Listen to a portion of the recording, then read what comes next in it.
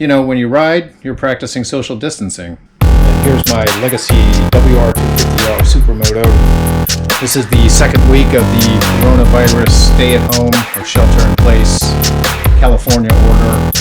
You should be practicing social distancing. I plan on riding a bit during these upcoming weeks. I was actually riding earlier this week. Noticed my clutch was slipping. Definitely something wrong with this clutch. I don't know what it is, man. See, it's not engaging.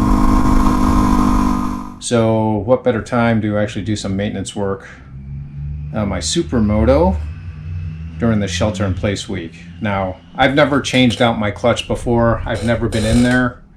I've watched a few YouTube videos, so I think check out these links. I had on order through Rocky Mountain ATV the Tusk High Performance Clutch Kit for the WR250R. You can see it's got the friction plates and the steel plates in there. Also got the spring set with it, and a little bit of bling. The Zeta brake lever arm looks pretty cool. But anyways, I figured while I'm in there, I'll be changing that OEM brake lever out. Also, the videos say while you change out your clutch, you should also be doing an oil job. So I'll do a separate video on changing out the oil for WR250R. I'm going to crack that clutch open for the first time, but I don't think it'll be too bad.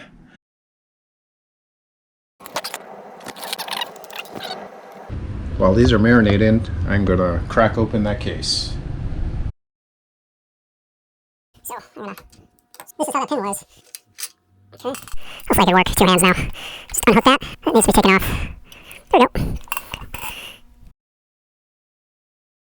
I've got an 8mm socket. 1, 2, 3. 1 on the cover. Cover 2. Cover 3.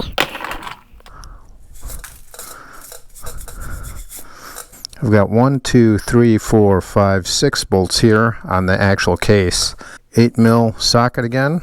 I'm just gonna do it in that order. 1, 2, 3, 4, 5, 6. There's a long one. No pun intended. 1, 2, 3, 4. All these bolts are of various sizes and lengths. Gonna help me keep track of the bolts and what needs to go where. So that's 5. And this last one is 6. I'll keep this over here. See how easy this is to take off. Gotta be ginger about this. See, it looks okay. I'll keep that here. 1, 2, 3, 4, 5. Now I'm gonna take my 10mm. 1, 2, 3, 4, 5. Wow, these were pretty easy to get off. That's 1. That's 2. So that's 3. Okay, that's 4. Oh, you gotta be kidding me. This is 5. Alright. See what this puppy looks like. I left 1 plate in there. Oh, wow. Actually, it doesn't look too bad. There's a couple more plates in here. Alright, well, this is how it came out. Friction steel, friction steel. They actually look pretty good. And then I got the new set ready to go here. I'll put them in the order they came out. Here are the new steel plates. The friction plate that came with my WR.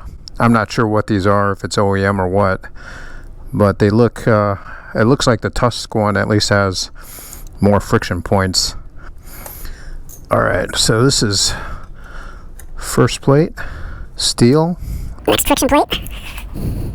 I'll put a steel one in. I'm kind of getting it moistened before it goes in. Next one is a friction plate. And we got steel. Here's our next friction plate. And now we got a steel.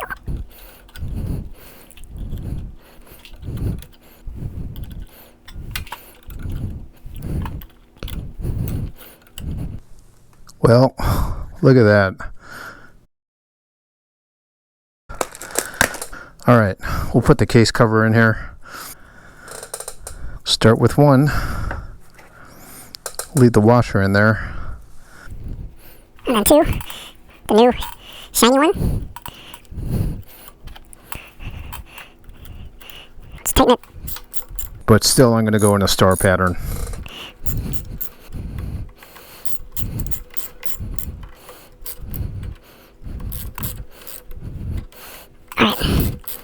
These bolts, by the way, when I loosened them up first, didn't feel like they were very heavily torqued down, so let me get the torque wrench next. The torque on those bolts are 70 inch-pounds. Put back the case. This way.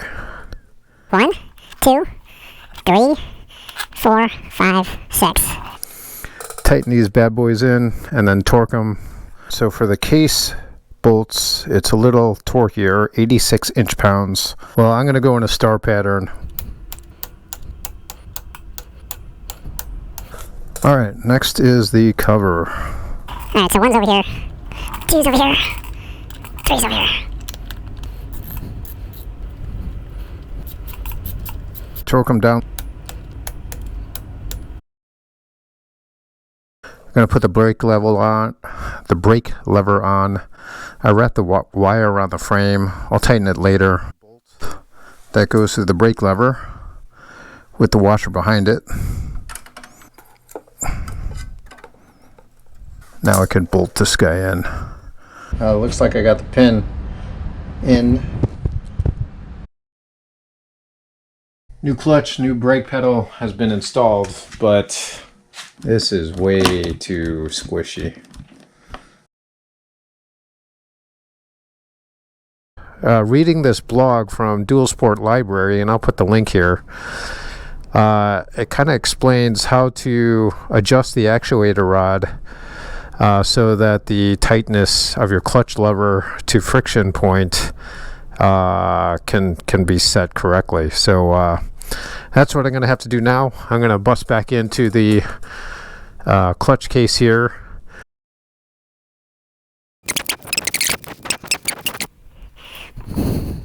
Here's the squishiness factor on my clutch right now.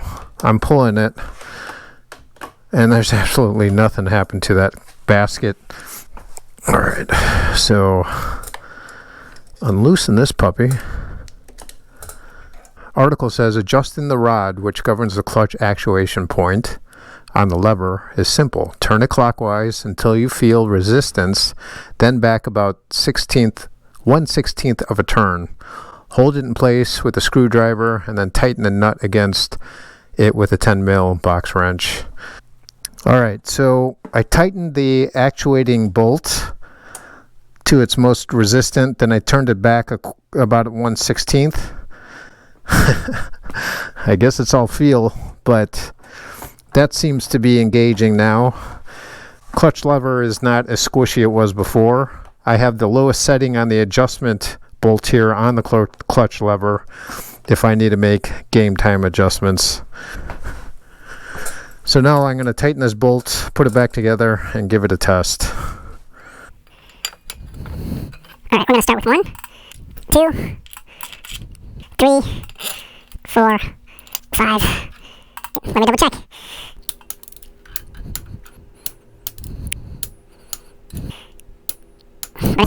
Back on my Supermoto with my new clutch. Did the actuator bolt adjustment on the clutch basket, and now my clutch is G.I. Joe grip tough. Wasn't as loosey-goosey as it was before. My new clutch plates and clutch lever adjustment, and so far so good.